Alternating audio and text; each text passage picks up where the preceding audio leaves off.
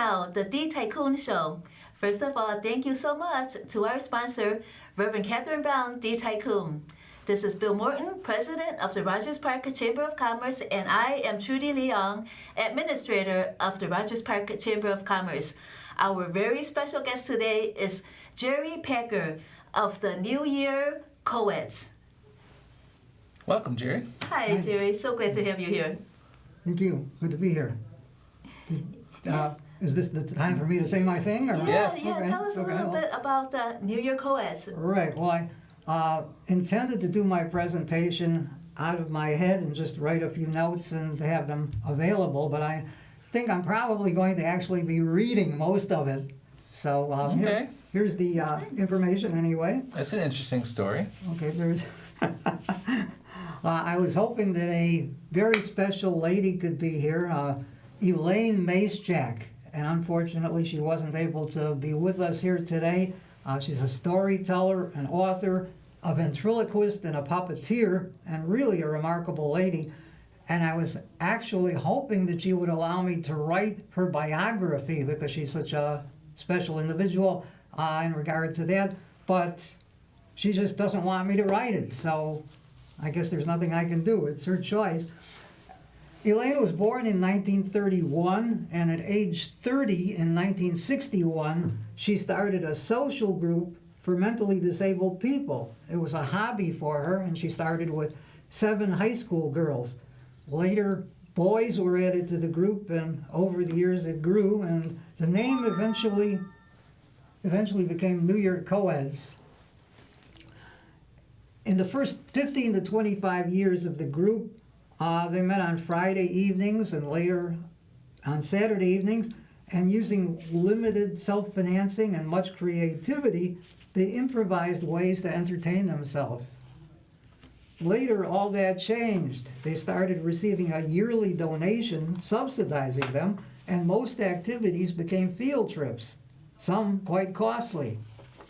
In 2007, a mentally disabled married couple, friends of mine, who were members of the group, talked Elaine into allowing me to join the group. They lived independently, as did some others, but some folks lived in 2 assisted living facilities. The group consisted of Elaine, the guardians, who are staff at the assisted living places, the disabled members, and the one oddball, me. Now, aged 92, as Elaine currently is, she decided to no longer run the group. Who could replace her?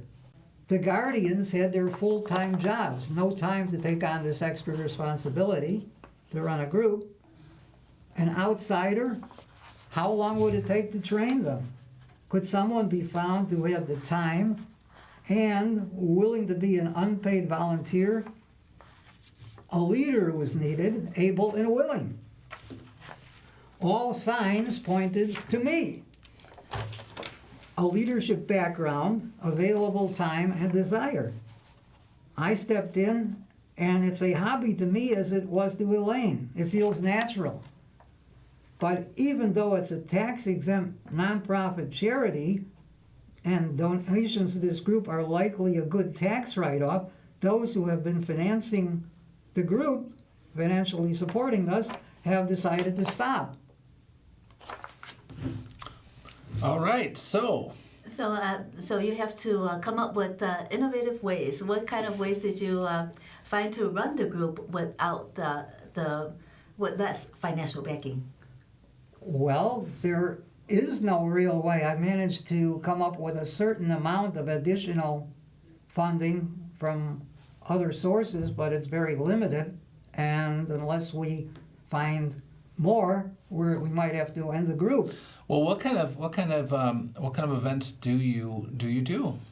Okay, well, just as an example, soon we're going to be going to a theater, not a movie theater, show plays, and we're going to be going to a dinner playhouse. We're going to be taking a trip on a cruise boat, actually, on Lake Michigan. We're going to be Well, we trying to think we're going to be going to a railroad museum, and in fact, for the railroad museum, the guardians from the homes told me that they did not like the fact that people are going to be bounced around like we normally do on our regular charter buses where we are traveling on school buses for our trips, because this is going to be, instead of an hour each way, it's going to be an hour and a half each way, and they didn't want people to have to go through all the bouncing on the bus since people are getting older. And so I managed to come up with a solution in the form of hiring a coach bus with a washroom. Mm-hmm. So we were originally, I was going to just have stops for restroom breaks going and coming, but that didn't satisfy them. So they said that that's great for, that purpose, but what about the bumping and jarring? So you've got a lot of different expenses. You're going to a lot of different places. You're renting buses. You're going some far off places that are an hour and a half there, an hour and a half back. What are the can you describe the members of your group and how many members you have in your group?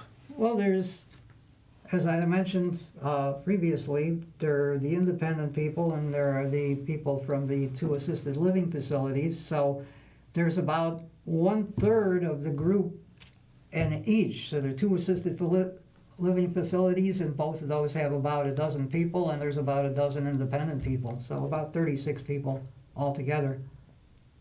What other concerns do you have, like when you plan a trip? You have to consider the transportation, the comfort of the group members. What other issues do you have to resolve in order to make it a good outing? Well, basically, the people seem to like to most enjoy outings where they can eat and where food is included. Mm-hmm. And they also don't like to do a lot of walking. So we have to try to pick out things where they won't have to do that much walking most of the time, and also where hopefully they'll get a chance to eat, included a free meal, part of it. Is there any kind of food that they prefer? I'm not sure. I know they like hamburgers a lot, and they like soda pop. So are the meals prepared for the trip, like a lunchbox, or is it more like you go to like a restaurant or a fast food once you get there or on the way there or back? Yeah, more like restaurant type meal after we're there. That's available. Do you get feedback from the group members about their trip? So far, no. But I can't remember any specific feedback. I haven't really taken that many trips with the group where I've been the group leader. Elaine might have got more of that because she spent a lot of years running the group, and I've only just taken over recently. And there were only, I believe, we went to a theater and we went to a magic show, and we had a video session. And that's all we've actually done so far. Well, it sounds like a variety of different kinds of events. Yes, we do have a good variety of events. And I'm going to be going to a Major League Baseball game, and hoping to go to another theater event at the end of the year if we have enough money to do that, and possibly to a pumpkin farm in October. So... You mentioned before that you actually asked to lead the group at one time. I am trying to understand the question. I think you mentioned that when you said that you you approached Elaine about helping her lead the group.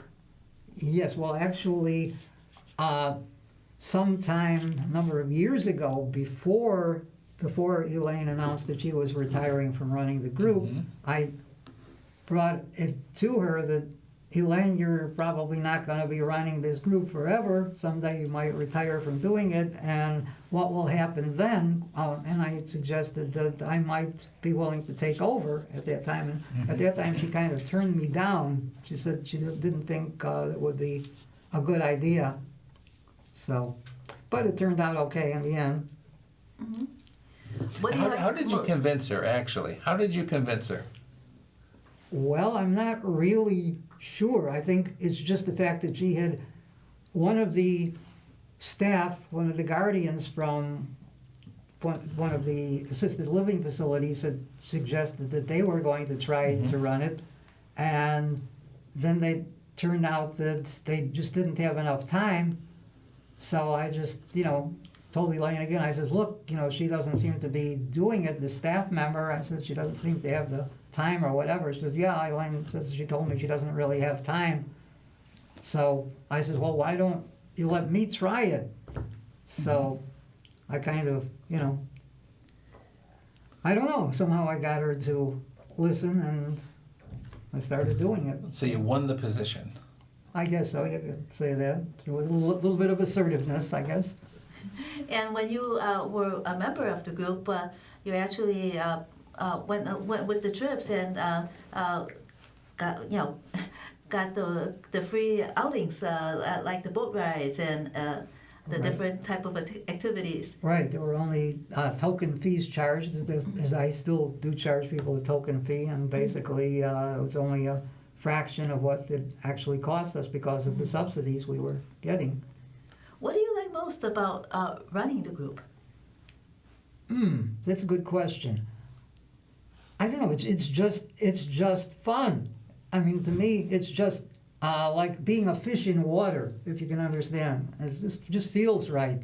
Look, I have a background, where I ran my own adult co-rec softball league for about 17 years, and I have other leadership background, and this is just, something that just feels right. It's just me.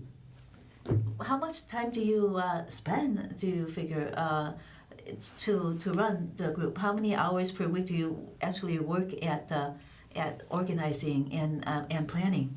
Gee, I'm not really sure. It's just so much fun that I don't pay attention to it.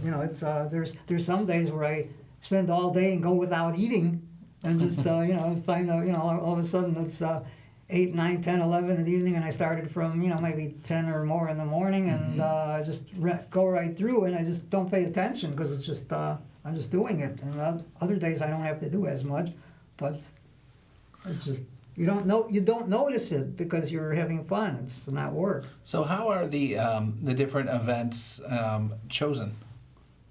Well, basically, I just think of things that I would like to do, and I think the group would like to do also. And hopefully, we wind up with, in my mind, I wind up with the right things, and I look at events that we've done in the past, and use it as a guide, try to do some of the same things we've done before, and try to do some new things to add to them.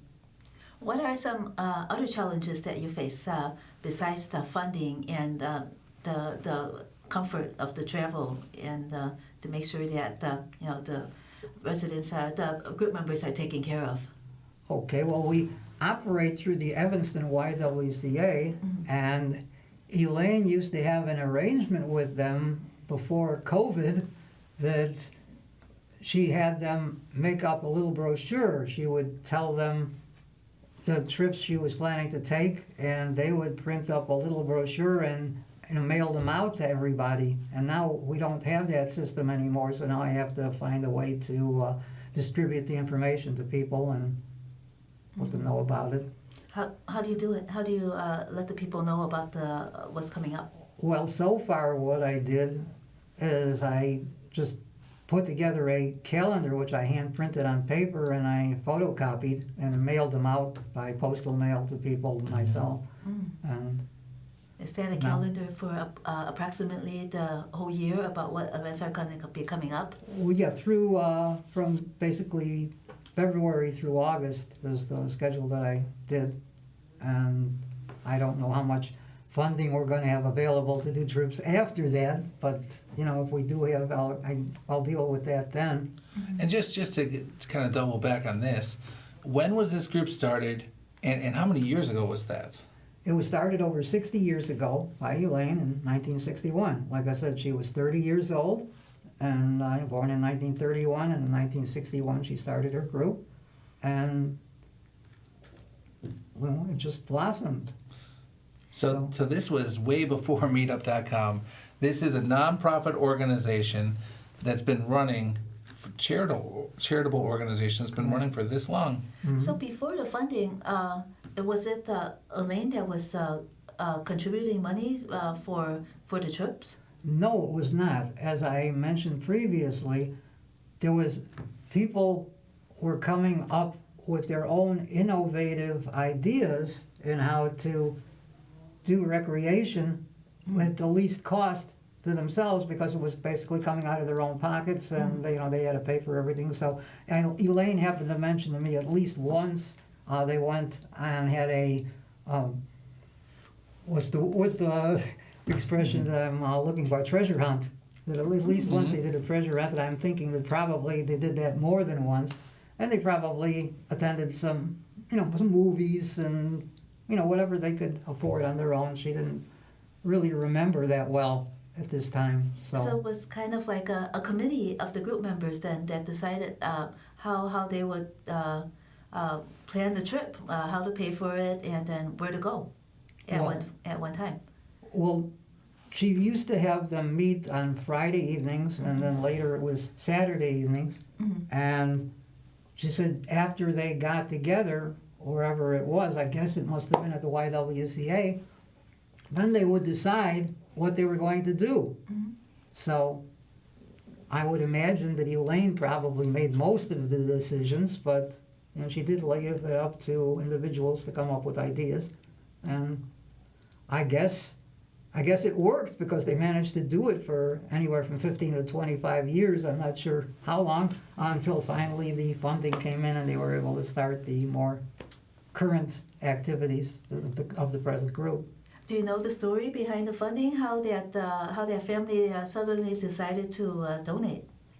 That I don't really know. I don't really know. What about when you plan trips now? Do you have a plan B in case anything goes wrong?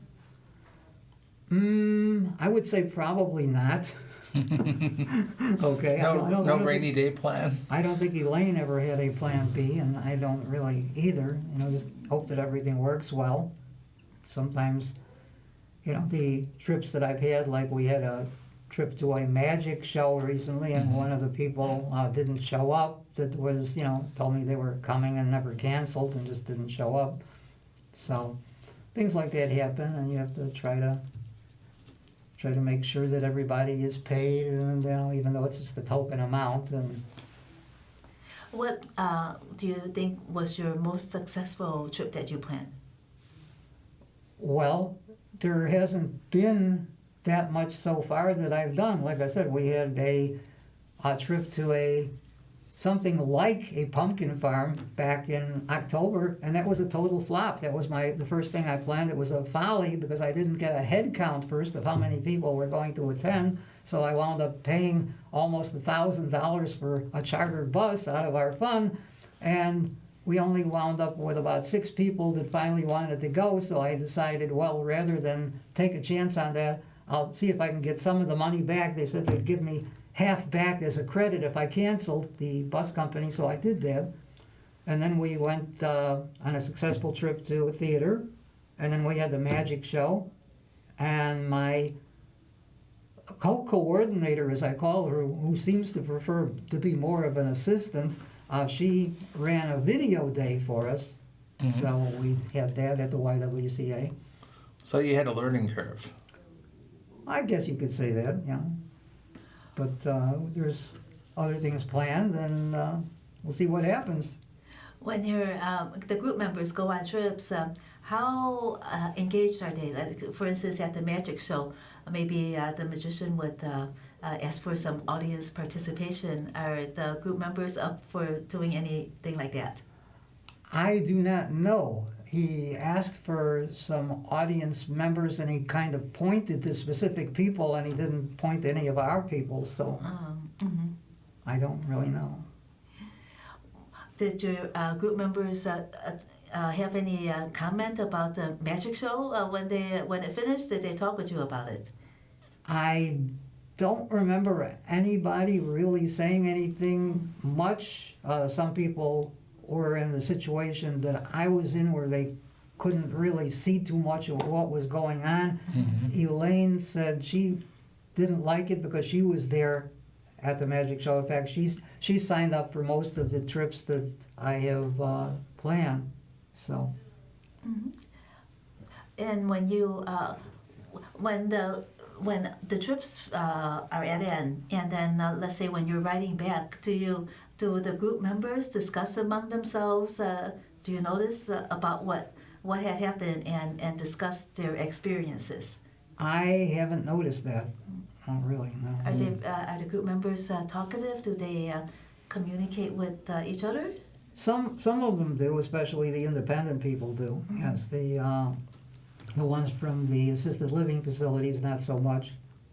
So And when your friends that invited you to join the group, what convinced them, do you think, do you know, what convinced them to ask that you be able to join?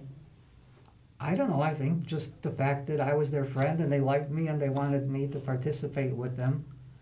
And Do you still remember what was the first activity that you did with the group? I actually do, because as I said, I have now hired a coach bus with a washroom to take us to a railway museum.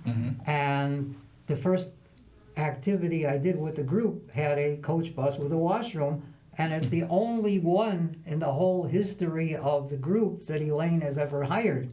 So we went to the Lincoln Museum. I don't know if I'm allowed to say that. You can say a museum name. In downstate Illinois. So What about the group members? Do they, when they're on the trip, do they take pictures? I don't think I've ever seen anybody take any pictures. I'm trying to figure how I might organize things so that I could try to have people sing songs on the bus on the way there or the way back. We've never had that, but I don't know if I could get any kind of participation on that or not, because I'm used to doing that, you know, like from being in day camp and school and whatever, people singing on the bus. So I know that you mentioned earlier that you have a bingo event, and then we're talking about theater events and museum events. Do you do anything with like the things around the city, like the aquarium or the zoo? Right. Elaine did have trips to the various museums and aquarium and planetarium and other museums in the city, and as well as the zoos around the area. We went to Lincoln Park Zoo, and we've gone to Brookfield Zoo, and we went to Milwaukee Zoo. So There are museum free days occasionally. Bill and I went to museums on the museum free days. They happen sometime around summer. It's we could look that up for you. okay, well, thank you much. Do the group members use phones? Are they social? Are they involved in social media? Do they use phones? And Well, I don't think any of them use social media like Facebook or Twitter or Instagram or anything like that. I know I don't. But these people are, you know, those that are at the assisted living facilities, I don't know if they have the capability of doing it, and the others, I don't think the others usually do it either. You know. They do use phones to communicate, yeah. We see people with the phones all the time at events or museums, and they're just recording or they're taking a lot of photos. well, Jerry, we're almost out of time. If our viewers want to learn more about New Year co-eds, what should they do? Okay, well, they should, I'm going to put on my eyeglasses again so I can read this. The New Year Co-eds operates through the Evanston YWCA, and for more info or help, they should contact Laura Moorhead at the Evanston YWCA, and I will give you her phone number as well as her email address and her mailing postal address. So she's at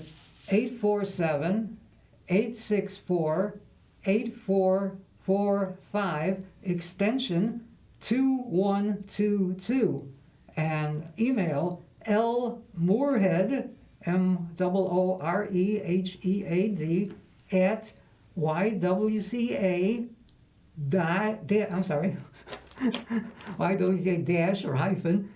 ENS.org, O-R-G. And you can write to her, New Year Co-eds, care of Laura Moorhead, Evanston, YWCA, 1215 Church Street, Evanston, Illinois, 60201. Okay. Well, thank you so much for joining us today on Community Unity Now, Jerry Packer. And we wish you the best of luck in your future trips with New Year Co-eds. This is Bill Morton, President of the Rogers Park Chamber of Commerce. I am Trudy Leong, Administrator of the Rogers Park Chamber of Commerce. Thank you so much for joining us tonight, and see you next week. Thank you, Trudy and Bill. Mm-hmm. Thank you.